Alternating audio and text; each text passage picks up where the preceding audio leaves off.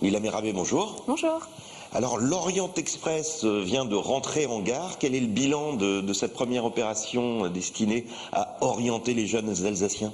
Alors un bilan qui sur un aspect quantitatif est plus que satisfaisant puisque nous avons pu dispenser plus de 900 heures de bilan d'orientation pour les jeunes. Ça c'est un premier aspect.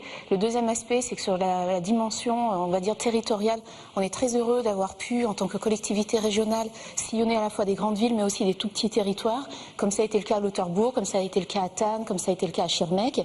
Et enfin dans le bilan quand même quelques surprises qui nous questionnent avec une très forte présence des parents qui sont en inquiétude à l'égard du devenir de leurs enfants.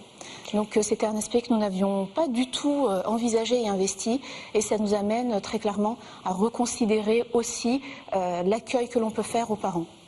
Alors quel est le profil justement de ces jeunes, 325 jeunes en difficulté ou en réorientation, puisque c'était la cible, que vous avez pu accueillir? Quel est le profil moyen? Alors les jeunes que nous avons accueillis sont un peu plus de 700 et on n'a pas fini le décompte à date sur la première saison. Le profil, alors il y a pas mal, en fait il y a un petit peu dans les extrêmes, il y a les moins de 15 ans, il y en a quelques-uns et il y a quelques plus de 28 avec des inquiétudes. On a pu cibler très clairement les décrocheurs puisque c'était notre but.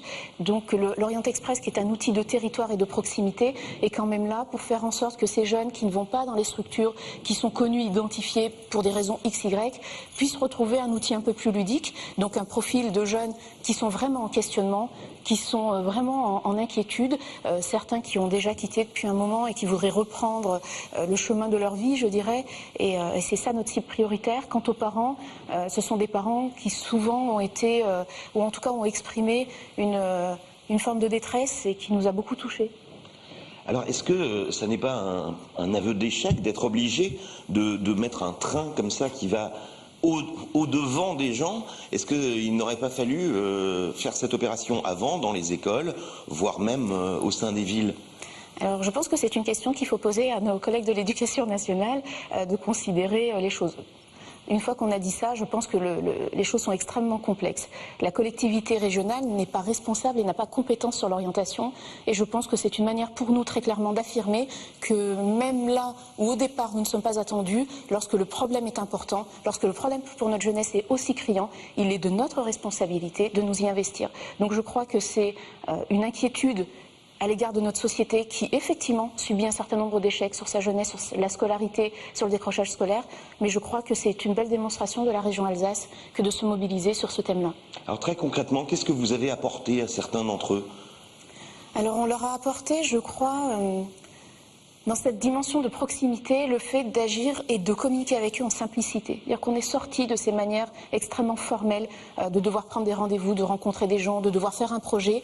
Là, l'idée, c'était de dire, on prend contact, quelqu'un vous écoute et arrive à vous démontrer les potentiels positifs qui sont chez vous. C'est de retravailler sur la confiance, sur l'estime de soi, identifier des interlocuteurs pour vous permettre, vous qui êtes jeunes, vous les parents qui sont un peu en inquiétude, d'aller rencontrer par la suite quelqu'un que vous avez déjà vu dans un lieu sur lequel vous n'avez pas d'engagement premier. Donc vous avez de l'information, mais non plus de l'information que l'on distribue sous forme de flyers ou autre, mais de l'information qui vous correspond, puisqu'on a choisi de faire un format qui permettait d'avoir des entretiens qui duraient au moins 3/4 d'heure, et c'est pas du tout un salon sur lequel on ne fait que passer.